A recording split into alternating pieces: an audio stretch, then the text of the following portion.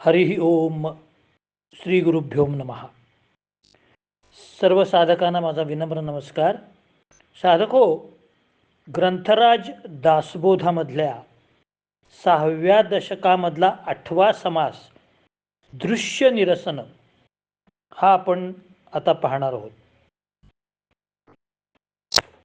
दृश्य निरसन म्हणजे नक्की काय? तर मराठीमध्ये एक म्हण आहे, दिसतं तसं नसतं म्हणून जग फसतं.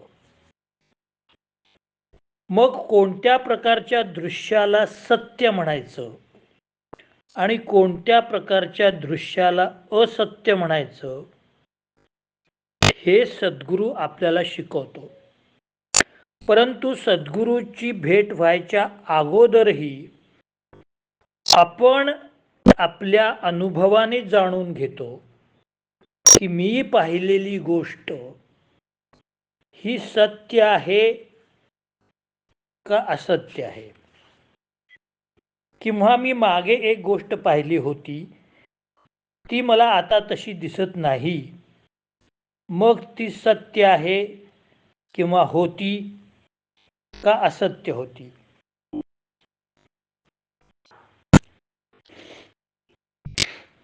प्रभू रामचंद्रांनी लहानपणी एकदा हट्ट केला, आपल्याला ती गोष्ट माहिती आहे, की मला आकाशातला चंद्र आत्ताच्या आत्ता पाहिजे. आता बालहट्ट असतो, तो काय गप्प बसणार? सगळ्यांनी त्याची समजूत काढून बघितली, त्या बाल प्रभू रामचंद्राची. कौसल्या, सुमित्रा, कैकेयी, दशरथ राजा सगळ्यांनी समजूत काढली. अरे बाबा, तो आणता येत नाही, तो वरती आकाशाला चिकटलाय चंद्र. प्रभू रामचंद्र म्हणाले, नाही, मला पाहिजे म्हणजे पाहिजे, तुम्ही काय वाटेल ते करा. मग सुमंत नावाचा जो प्रधान होता त्यांनी काय केलं, एक आरसा घेतला, त्या आरशामध्ये त्या चंद्राचं प्रतिबिंब रामाला दाखवलं. मग रामाला वाटलं आपल्या हातातच चंद्र आला. आता त्याचं वय रामाचं त्यावेळेला खरं आणि खोटं हे समजण्या इतकं मोठं नव्हतं. म्हणून आरशातला प्रतिबिंबाला तो खरोखरचा चंद्र समजला. हे दृश्य निरसन. बालपणी हे दृश्य ठीक आहे, पण आपण जेव्हा जाणते होतो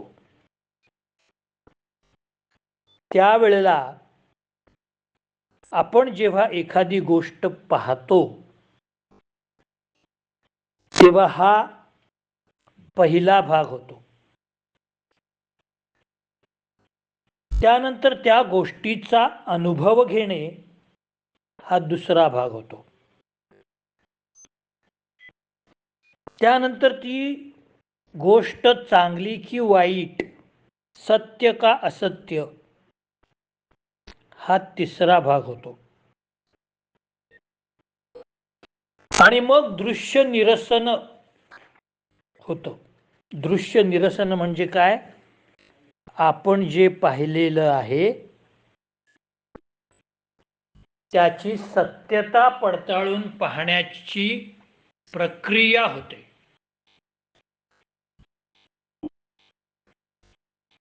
पाण्यात असलेलं प्रतिबिंब, आरशात पाहिलेलं प्रतिबिंब हे सत्य असतं का असत्य? प्रतिबिंब सत्य असतं, परंतु वस्तू सत्य नसते.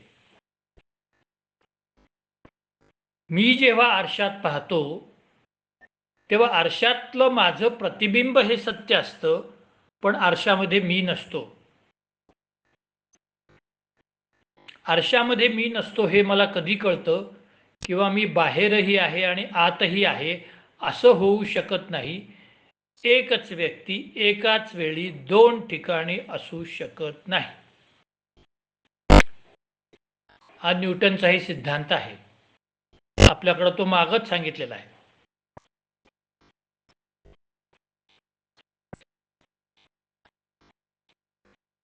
आपण भगवंतासारखे अनेक रूप पण घेऊ शकत नाही. आपण फक्त त्याचा अनुभव घेऊ शकतो. कसा अनुभव घेऊ शकतो? लहानपणी आपण अगदी बाळ असतो, 5 वर्षापर्यंत सगळेजण आपले लाड करत असतात, गंमत करत असतात, चाललेलं असतं. त्यावेळेचं आपलं जग वेगळं असतं, आपलं विश्व वेगळं असतं, आपले खेळ वेगळे असतात. तो एक अनुभव. जरा मोठा झाल्यानंतर आपण लहानपणीचे खेळ सोडून देतो. 15व्या वर्षी जर कोणी भावला भावलीचं लग्न खेळायला लागलं तर लोक हसतील. मग 15-16 वर्षापर्यंतचे आपले खेळ वेगळे असतात. गोट्या, भोवरा, विट्टीदांडू, क्रिकेट, फुटबॉल, बुद्धिबळ असे खेळ आपण खेळायला लागतो. आपल्या बुद्धिमत्तेच्या कक्षा जशा रुंदावत जातात तसं पूर्वी पाहिलेल्या दृश्याचं निरसन व्हायला लागतं.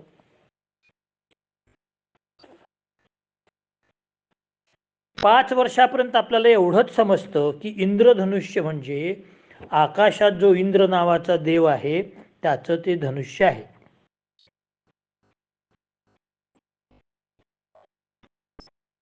मग 6 वर्षापासून 15 वर्षापर्यंत आपल्याला कळून चुकतं की पाऊस आणि ऊन एकदम पडल्यानंतर पांढऱ्या रंगाचं पृथक्करण होतं, ॲनालिसिस, आणि मग पांढऱ्या रंगाचं पृथक्करण होऊन 7 रंगामध्ये त्याचं विघटन होतं, भाग पडतात. म्हणजे 5 वर्षापर्यंत आपण असलेलं जे इंद्राचं धनुष्य म्हणून म्हणत होतो त्याचं दृश्य निरसन आपल्याला मोठा झाल्यावरती झालेलं आहे. याला म्हणायचं दृश्य निरसन. 15 वर्षाच्या पुढं मोठा झाल्यानंतर म्हातारपणापर्यंत आपण अनेक प्रकारची दृश्य निरसन आपल्याकडून आपोआप होत असतात. 7 वर्षापर्यंत पाणी पिणं, तहान लागल्यावर पाणी पिणं एवढंच आपल्याला माहीत असतं. शाळेत जेव्हा माध्यमिक शाळेत आपण जातो तेव्हा आपल्याला H2O म्हणजे पाणी, हायड्रोजनचे 2 मॉलिक्युल्स आणि ऑक्सिजनचा 1 मॉलिक्यूल मिळून पाण्याचा फॉर्म्युला तयार होतो. पाण्याला H2O म्हणतात, हे आपल्याला शिकवलं जातं. मग पाण्याच्या 3 अवस्था, वाफ, बर्फ वगैरे. बुद्धीच्या कक्षा रुंदावल्यानंतर अनुभवाची कक्षा रुंदावत जाते आणि अनुभवाची कक्षा रुंदावत गेल्यानंतर दृश्य निरसन होतं, यथार्थ ज्ञान होतं. जे काही खरोखरचं असतं ते आपल्याला उमगायला लागतं.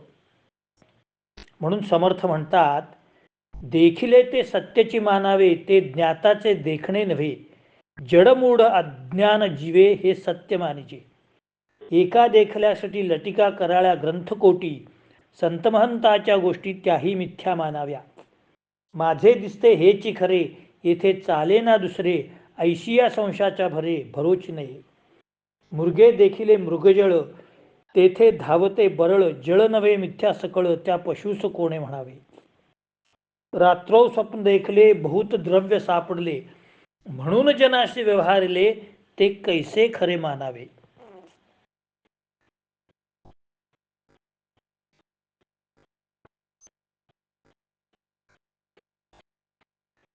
आपल्याला एखादी गोष्ट खरी असून सुद्धा ती खोटी का दिसते किंवा चुकीची का दिसते, हा एक मूलभूत प्रश्न पहिल्यांदा समर्थांनी विचारलेला आहे.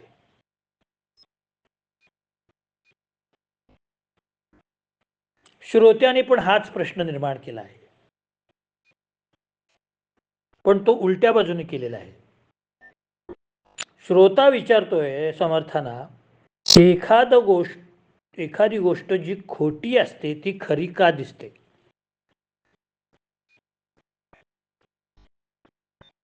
मृगजळ पाण्याप्रमाणे दिसतं. मृग म्हणजे कोणताही प्राणी, त्याला संस्कृतमध्ये मृग म्हणतात. मृग म्हणजे केवळ हरिणच नाही, त्याच्यावरून मृगया हा शब्द निर्माण झालाय, शिकार. मग प्राण्यांना वाटतं की तिथं पाणी आहे.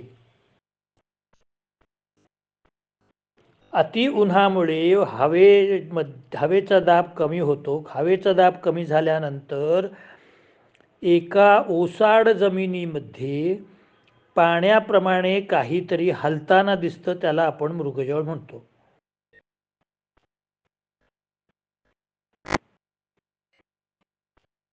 मग जर ते दृश्य खोटं आहे तर ते दिसतंच का?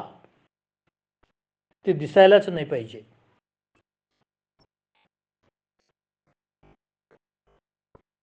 आता समर्थ त्याचं उत्तर देतात की जे मूर्ख असतात, जे बुद्धीने कमी असतात, जे अज्ञानी असतात, ते स्वतः पाहिलेलं पडताळून न पाहता तेच खरं आहे असं मानतात.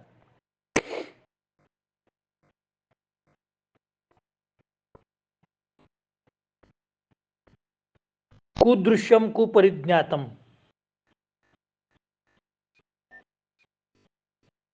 त्या पंचतंत्रामध्ये विष्णू शर्मानी एक अपरीक्षित कारक तंत्र लिहिलेलं आहे. म्हणजे कोणत्याही गोष्टीचं परीक्षण केल्याशिवाय ती खरी मानू नये. आपल्याला ती गोष्ट सगळ्यांना माहिती आहे की एक ब्राह्मण स्त्री असते, तिला एक तहाना मुलगा असतो, नुकतीच तिची डिलिव्हरी झालेली असते. त्यांच्या घरामध्ये छोटं मुंगूस पण असतं. ती बाई एकदा पाणी आणायला जाते. आल्यावर बघते तर ह्या मुंगसाच्या तोंडाला लाल रक्त लागलेलं असतं. तिला वाटतं की तिने आपल्या बाळालाच काहीतरी इजा केलेली आहे, म्हणून ती संतापाच्या भरात तो पाण्याने भरलेला घडा त्याच्या डोक्यावर टाकतो. ते मुंगूस बिचार मरून जातं आणि आत जाऊन पाहतंय तर एका सापाचे तुकडे तुकडे झालेले असतात. त्या मुंगसाने सापाला मारलेलं असतं. बाळ सुरक्षित असतं. आणि ह्या गोष्टीचा आता ब्राह्मणीला अत्यंत पश्चाताप होतो, कारण तिला दिसलं तेच तिने खरं मानलं. जरा पडताळून पाहायचं असतं. समर्थ तेच सांगतात, माझ्या इंद्रियांना जे दिसतंय तेच खरं आहे, मला दुसऱ्या तिसऱ्या कुणाचं मत नको आहे. मग हा खरेपणाचा आभास जर निर्माण होतोय आणि त्यालाच जर तुम्ही खरं म्हणता आहात, मग ते तुम्ही म्हणता आहात म्हणून खरं कसं होईल?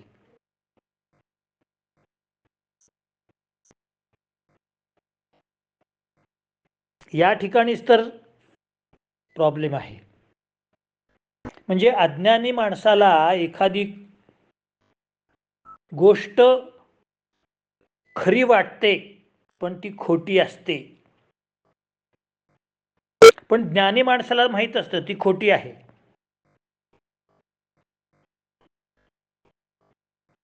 मग जर श्रोता विचारत असेल तर ती खोटी आहे तर ती दिसतेच का? कारण तुमच्या दृष्टीमध्ये दोष आहे हो. तुम्ही पडताळून पाहिलं नाही, त्याला दृश्य काय करणार? दृष्टीमध्ये दोष असल्यावर तुम्हाला जर चुकीचं दिसत असेल तर त्याला दृश्याची काय चूक?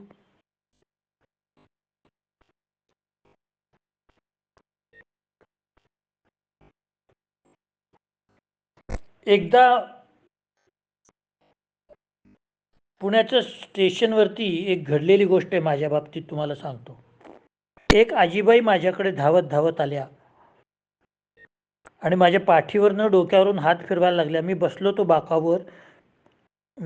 मला काही कळे ना ह्या आजी कोण आहेत. मला म्हणाल्या, विजय अरे कधी आलास तू, आणि मला बोलला का नाहीस, एक फोन तरी करायचास. आणि त्या बोलायलाच लागल्या, कधी आलास, एकटाच आलास का, बायको आली आहे का? मी म्हटलं, आजी आजी आजी एक 2 मिनटं थांबा. आजी माझ्याकडं पुन्हा पाहायला लागल्या. मी म्हटलं, आजी मी विजय वगैरे काही नाही आहे, मी जसा सांगलीत राहतो आणि माझं नाव विजय नाही आहे, तुमचा काहीतरी गैरसमज झाला. मग नाही रे, तू विजयच आहेस म्हटल्या. नाही म्हटलं, आजी मी विजय नाही आहे. मग त्यांच्याबरोबर जी एक मुलगी होती ती आली. ती म्हणाली, आजी हे नाही आहेत ते, हे दुसरे आहेत. म्हणजे तिच्या दृष्टीने मी विजय होतो आणि मी तर विजय नाही. आता तिच्या इंद्रियामध्ये प्रॉब्लेम आहे, त्याला मी काय करणार? आणि तिला मी विजय दिसलो ह्याची तिची काही चूक नाही. म्हणजे खरे खोटेपणा हा केवळ दृश्यावर अवलंबून नसतो. एका माणसाला स्वप्नामध्ये खजिना सापडला आणि सकाळी तो परसामध्ये खणायला लागला. बायको म्हणाली, अहो काय करता? अगं मला खजिना आहे इथं म्हटली. अहो मूर्ख आहात का तुम्ही? इथं झाडं लावलीत परवा, आपण खोदलंय त्यावेळेला. तो म्हणला, अरे हो, अरे चा खरंच की म्हटला. झाडं रोपं लावली त्यावेळेला आपण इथं खणलंय नाही का? आता ही रोपं छोटी छोटी दिसायला लागलेली आहेत. म्हणजे स्वप्नात दिसलेला तो खरं मानायला लागला, हा त्याचा दोष आहे. दृश्य निरसन हे कुणीतरी करावं लागतं. जर आपल्याला झालं नाही तर ते कुणीतरी करावं लागतं.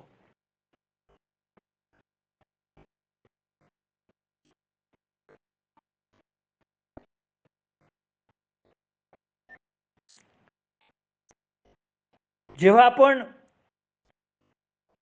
रामायण महाभारत सिरियल पाहत होतो तेव्हा वास्तविक जीवनामध्ये राम आणि सीतेला जाऊन नमस्कार करणारे अनेक लोक होते. मी बऱ्याच जणांकडे बघितलं की रामायण सिरियल सुरू झाली की ते रेडिओ टीव्हीला हार घालत होते. आता श्रद्धा म्हणून ह्या गोष्टी ठीक आहेत, परंतु ते जर राम सीता केवळ आभास होते, या ठिकाणी कुणीतरी दृश्य निरसन करावं लागतं.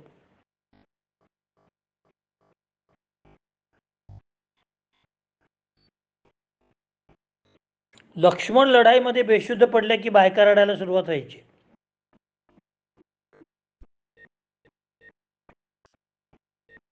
सीता धनलेला धरणी मातेने पोटात घेतल्यानंतर बायका रडायला लागल्या. आता सुद्धा त्या काहीतरी घाणेरड्या विचित्र सिरियल दाखवतात, त्याच्यामध्ये सुद्धा कुठल्या काही त्रास झाला कुणाला तर बायका लगेच रडायला लागतात. त्याचं दृश्य निरसन करावं लागतं. ते लोक काय शूटिंग झाले की पैसे घेतात, निघून जातात. हे आपल्या घरातले लोक विनाकारण त्रास करून घेतात. ती असंच म्हटली, तिची आई असंच म्हटली, ती सून असंच म्हटली. ते गेले पैसे घेऊन, शूटिंग करून पैसे घेऊन गाडीत बसून गेले सुद्धा. दृश्य निरसन करावं लागतं महाराज.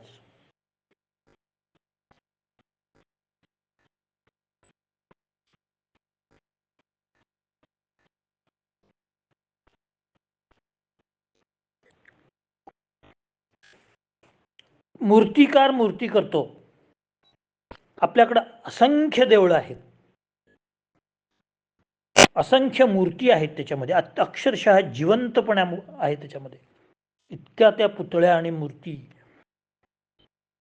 देवाच्या, आणखीन काही प्राण्यांच्या, काही शुभचिन्हांच्या, त्या इतक्या हुबेहूब दिसतात. पण त्या हुबेहूब दिसतात त्या असत नाहीत.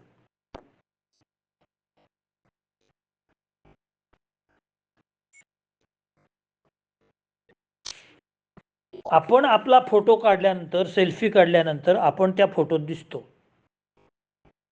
आपण त्या फोटोत दिसतो, पण ते आपण नसतो. आपण असतो पण ते प्रतिबिंब रूपाने दिसतो, हे आपल्याला अनुभवाने कळतं.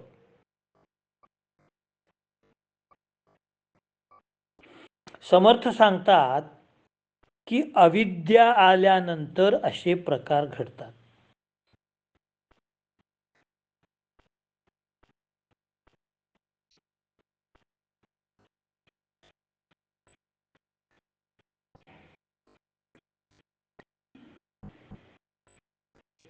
रामाने मायावी रूपाने रामाचं शिर रावणाने सीतेसमोर ठेवलं. सीतेला एक क्षणभर वाटलं की आपल्या पतीचं शिर कसं कापून आणलं, पण थोड्याच वेळात तिच्या लक्षात आलं की हे प्रभू रामचंद्र खरोखरचे नाही आहेत. त्याच्यापेक्षा एक रामायणामध्ये गंमतशीर गोष्ट आहे महाराज, तुम्हाला सांगतो, कदाचित माहीत नसेल.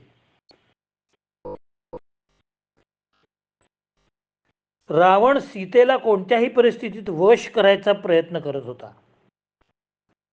कुंभकर्ण त्याला म्हणाला, अरे रावणा, तू एवढी रूप घेतोस, एकदा मस्तपैकी रामाचं रूप घे, बघ तुला ती वश होते की नाही. अगदी हुबेहूब रामासारखं रूप घे. रावण म्हणाला, मी ते पण करून बघितलं. कुंभकर्णाला आश्चर्य वाटलं. मग सीता तुझ्याशी बोलली नाही? म्हटला, कुंभकर्ण, अरे तुला काय सांगू, म्हटला, जेव्हा मी रामाचं रूप घेतलं तेव्हा मी राममय झालो आणि सीता मला परस्त्री दिसायला लागली, कारण माझं मन रावणाचंच होतं ना, म्हणून ती मला अंतर्मनात कुठंतरी राम जागा झाला. केवळ मी तसा वेश केल्यामुळं आणि माझ्या मनात राम आणि रावण दोघेही एकमेकांसमोर उभे राहिले आणि रामाने रावणाला सांगितलं मनातल्या की ती परस्त्री आहे.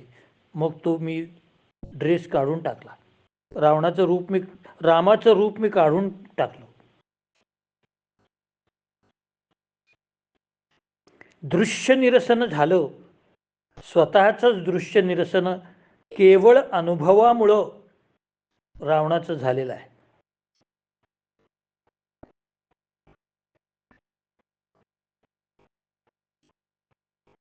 काही वेळा दृश्य समोर नसतं, पण दृश्य डोळ्यासमोर येतं काही लक्षणांवरनं.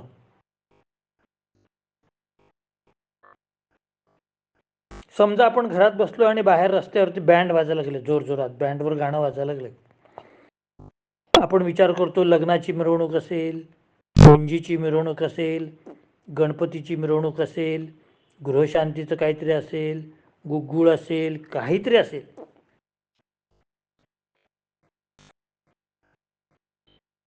हे सगळं घरात विचार करून बघूया तरी काय, म्हणून आपण गॅलरीत उभे राहतो.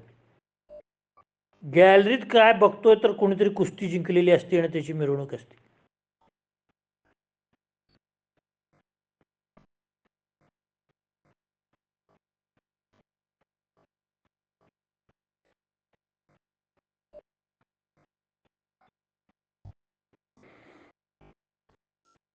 म्हणून दृश्य निरसन करून घ्या. जे दिसतंय तेच खरं मानू नका, असं समर्थ सांगतात. गैरसमजामध्ये राहू नका, अज्ञानामध्ये राहू नका, ज्ञान प्राप्त करून घ्या. मारुतीने जेव्हा द्रोणगिरी पर्वत आणला तेव्हा त्याला वेळेवर पोचायचं होतं लक्ष्मणाला संजीवनी गुटी देण्यासाठी. परंतु कालनेमी राक्षसाने त्याला अडवलं. त्याला मुद्दाम उशीर करायला लावायचा होता. एक मस्तपैकी आश्रम बांधला, त्याला गोड गोड बोलला मारुतीशी, ध्यानस्थ बसला, मी रामाचाच भक्त आहे म्हणून सांगितलं. मारुतीला 2 दिवस ठेवून घ्यावं असं त्याच्या मनात होतं, पण मारुतीनी, तो मारुती होता महाराज, मारुतीने त्याचा काळवा ओळखला आणि काळ नेमीला तिथंच ठार करून टाकलं. कारण त्याने स्वतःच दृश्य निरसन ज्ञानामुळे केलं. कोणी करावं लागलं नाही त्याचं दृश्य निरसन. मग दृश्य निरसन होतं कधी? खोट्या दृश्याचं पितळ उघडं कधी पडतं? दृश्य खोटं आहे हे आपल्याला केव्हा समजतं? एक, आपली इंद्रिय नॉर्मल पाहिजेत. 2, आपल्याला सत्संगती पाहिजे, चांगल्या संतांची संगत पाहिजे. म्हणजे दृश्य खरं की खोटं हे संत ठरवतात आणि मग आपण त्यांच्यावर विश्वास ठेवावा लागतो. क्रमांक 3, आपल्याला अनुभव आल्यानंतर ते दृश्य निरसन होतं खरं का खोटं.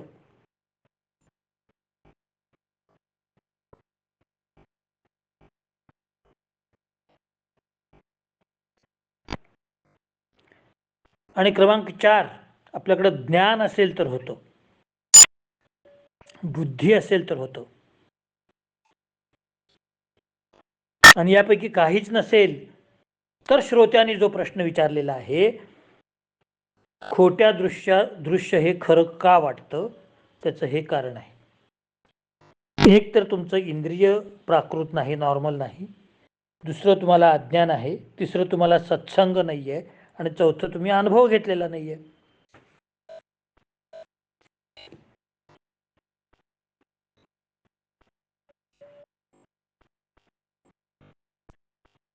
एकाला आंघोळ करायची असती बाथरूम मध्ये जाऊन, त्याला गरम पाणी पाहिजे असतं. कुणीतरी त्याला असंच गडबडीत सांगून टाकतं. काय घरामध्ये मोठा कार्यक्रम असतो, गर्दी जमलेली असती, घरात 50-60 माणसं असतात. अरे बाथरूम मध्ये बादली पाणी आहे, बक्कर जा आंघोळ. आता त्या मुलाला त्यांनी आधी बघायला नको गरम पाणी आहे का गार पाणी आहे. तो काय करतो, हा चला पाणी आहे ना, आंघोळ करून घ्या म्हणून बाथरूमला जातो. इकडून एक बोल्ट तिकडून एक बोल्ट कडी लावतो आणि धाडकन तांब्या बुडून एकदम अंगावर घेऊन टाकतो. झालं. अति थंड पाणी असतं. मग लागतो कुडकुडायला. गरम पाण्याची सवय. आधी हात घालून जरासं बघावं ना. म्हणजे या ठिकाणी इंद्रिय प्राकृत आहे, ज्ञान आहे, फक्त अनुभव घेतला नाही म्हणून दृश्य निरसन झालेलं नाही.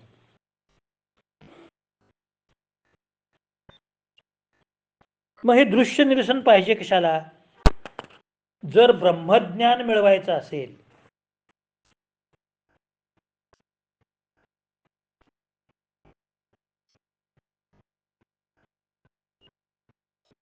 तर अनुभव घ्या, ज्ञान मिळवा, योग साधनाकडून इंद्रिय शाबूत ठेवा आणि संतांची संगती करा. म्हणजे एवढा विश्वाचा पसार आहे, त्याच्यामध्ये खरं खोटं बघण्यातच तुमचा जन्म जातो.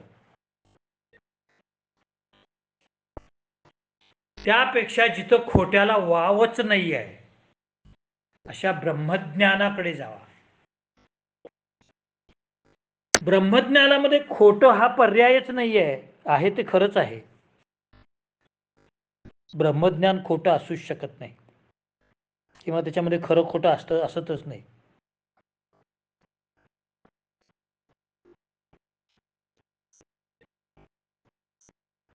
ब्रह्मज्ञान प्राप्त झालेला मनुष्य खोटं कशाला बोलेल? मला खरोखरी ब्रह्मज्ञान प्राप्त झालेलं आहे. बरं, हे ब्रह्मज्ञान प्राप्त झालं, मग कसं झालं?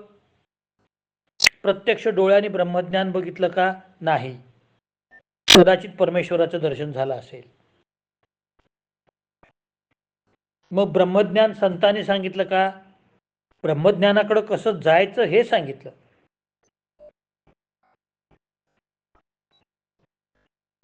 मग ब्रह्मज्ञान आहे झालं हे कळलं कसं? अनुभवाने कळलं महाराज.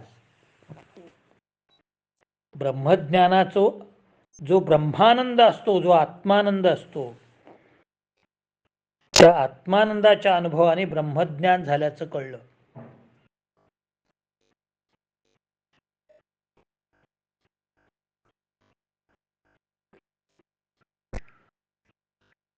पेशंट अतिशय सिरियस होता.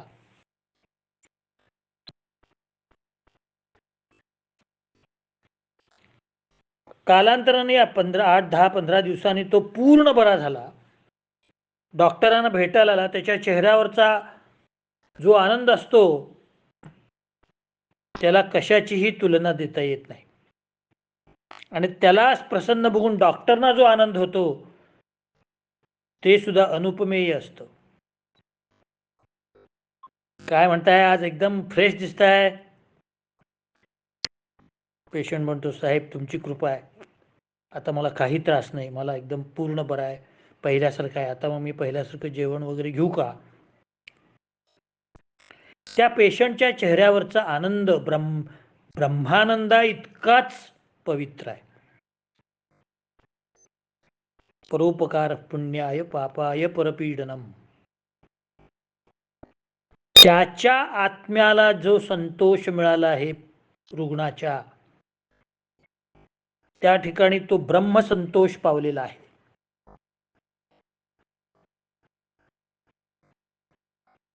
म्हणून doctor is next to God म्हणतात. मग हा खरेपणा, हे बघा, वेदना कुणाला झाल्या? पेशंटला झाल्या. ताप कुणाला आला? पेशंटला आला. त्रास कुणाला झाला? पेशंटला झाला. यातला कुठलाही अनुभव डॉक्टरला झालेला नाही. जे काही झालंय ते सगळं पेशंटला झालेलं आहे. मग पेशंट बरा झाला का डॉक्टर बरा झाला? डॉक्टरने बरं केलं, पेशंट बरा झाला. पेशंटचा त्रास गेला, डॉक्टरना त्रासच नव्हता. पण पेशंट बरा झाल्याचा अनुभव डॉक्टरना कसा आला? जर पेशंटचा त्रास डॉक्टरना नव्हता तर पेशंट बरा झाला हा अनुभव डॉक्टरना कसा आला?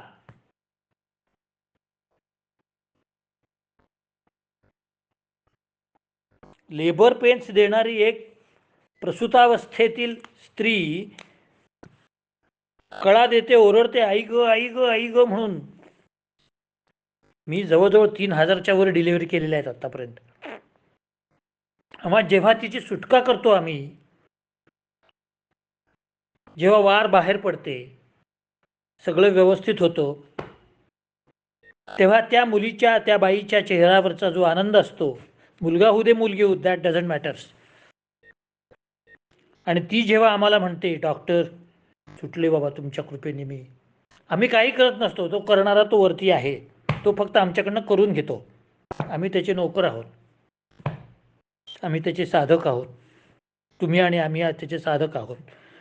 तो त्याला जे कुणाकडून काय करायचे तो करून घेतो. पण त्या बाईची सुटका झाली, ह्याच्यात माझं काय? त्या बाईला जे जे त्रास होत होते त्यातला कुठलाच मला होत नव्हता. मग त्या बाईची सुटका झाल्यावर मला का आनंद झाला?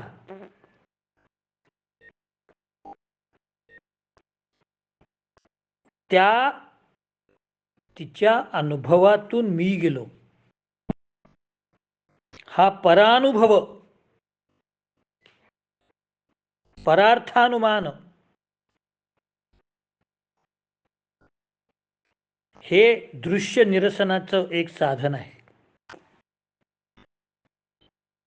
तिच्या वेदना अगोदर होत्या, दृश्यमान होत्या, दिसत होत्या, त्या दृश्याचं निरसन झालं, वेदना गेल्या. त्याचा जसा तिला अनुभव आला तसा मला पण आला. तिच्या वेदना झाल्याचा अनुभव मला आला, तिच्या वेदना झाल्याचा अनुभव तिला आला.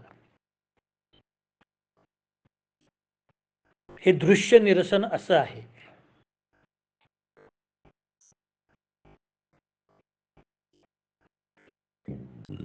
म्हणून अज्ञानी माणसाला समर्थ सांगतात की तुझं अज्ञान सोड आणि मग तुझा जो दृश्याबद्दलचा गैरसमज आहे तो जाईल.